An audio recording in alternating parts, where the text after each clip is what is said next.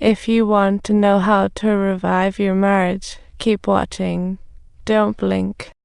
However, what she received in exchange was nothing but her partner's helpless accusations. Prior to delving into this film, I'd like to ask, after marriage and having kids, did you start sleeping separately, as this netizen said? Does marriage really rely only on children to keep the love alive? But this thought-provoking question will get answered by Tao in this video. Young Kai was as radiant as spring flowers, but time has left its marks on her face, without mercy. Since the year the kids came along, in order to keep her identity alive, Kai made a huge decision in this movie. To keep the baby snoozing peacefully, this couple decided to sleep separately, unexpectedly. This stopgap measure actually lasted for 30 years. When the kids finally settled down and they thought about being intimate again, they found that there were moments that turned cold. Last night's failed affectionate move ended awkwardly. Morning discomfort was inevitable, yet he read the paper casually, enjoying breakfast. Just before leaving, he pecked her forehead like it was a boring mail delivery. By the time Kai decided to respond, he had already vanished. This robotic ritual had evolved into a passionless habit over their long marriage, which Kai had grown tired of ages ago. Like sharing news with a close friend, but getting a celebratory toast. Today's their pearl wedding anniversary, and the kids came home with blessings. Arnold kept slicing the barbecue. His daughter asked about midlife gifts with a smile. I forced a feeble smile, yet within her there was an unnoticed and bitter feeling. Years of marriage had already sapped away the passion, leaving behind nothing but a monotonous, day-to-day repetition.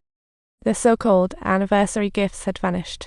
The once exciting married life, along with countless sweet nothings, had faded away with time. It had turned into a money-saving hassle, and sleepless nights left Kai trapped in a tedious old-age marriage. Figuring out how to reignite that spark became her mission. The next day she specifically went to the library for solutions. When she stumbled upon a book about marriage crises, it instantly got her attention.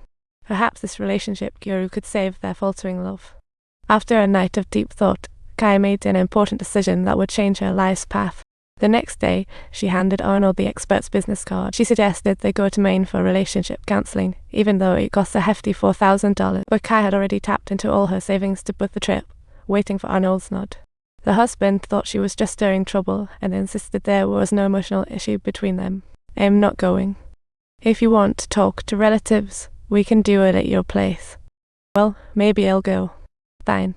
The husband simply thought he hadn't been caring enough, so that night he bought her a trendy pair of. He tried to use the gift to squash a need for a therapist, but those cracks that had been neglected over the years certainly couldn't be fixed with sweet nothings or bribes. When Kai pulled out the pre-booked tickets, years of suppressed conflict finally exploded. What are you doing? I want a divorce. Divorce? That's not real. That can't be real. It's your favorite day. That's not just a picture. That's your best day. I kiss you every single day, every morning. I was ready to leave, repeatedly glancing back, hoping her husband would act, but nothing happened. In the end, she got in the car, disappointed, as her husband watched from the window, her car driving away, leaving him alone in the lonely house. He seemed to grasp the solitude she felt, while on the other side, Kai's flight was about to take off. She felt anxious and lost about the unknown journey when a familiar figure suddenly appeared. It was Arnold, rushing with the boarding pass in hand. Even though he still wore a look of impatience, it was enough to comfort Kai, so their journey of saving the marriage. When they arrived, Arnold wouldn't stop complaining. Not about the distance, it's about the money not being worth it. Kai didn't care, her mood stayed good, as she had grown used to his complaints over the years. No matter what her coming showed, she still cared. Then they went to a nearby hotel where Kai changed into a white outfit. It seemed to hint, but her husband dodged it with excuses. Their romance slipped away again, leaving Kai unhappy. Years of bland routine had chipped away at their once passionate love. The next day, while ordering at a nearby restaurant, Arnold kept nitpicking to save a subtitle. The waitress nearby cast a disdainful glance. Upon learning they sought relationship advice in town, she casually remarked, "Oh, your first counseling session must be full of hope." Subtitles. So you can easily imagine how the communication process went. It was a complete disaster. She not only refused to cooperate, but also constantly rudely interrupted the Chancellor, who bluntly spoke out. Intimacy requires the right methods to maintain and enhance it. Both partners need to take that first step. This seemingly unhelpful advice made Arnold dismissive, and he began to suspect the guy was just a fraud trying to rip them. But the final conclusion was that Arnold's mindset and the Chancellor's were clearly on different wavelengths.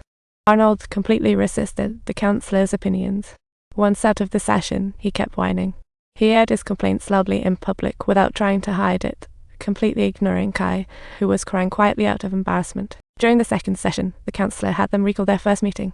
Kai's face glowed with sweet affection, revealing that time was probably the happiest period in his entire life. Finally, the Chancellor asked when their last intimate moment had been. Arnold fell silent, his mind a jumble. What year was it? Meanwhile, Kai could recall the exact date and even generously shared more details, leaving Arnold feeling utterly embarrassed.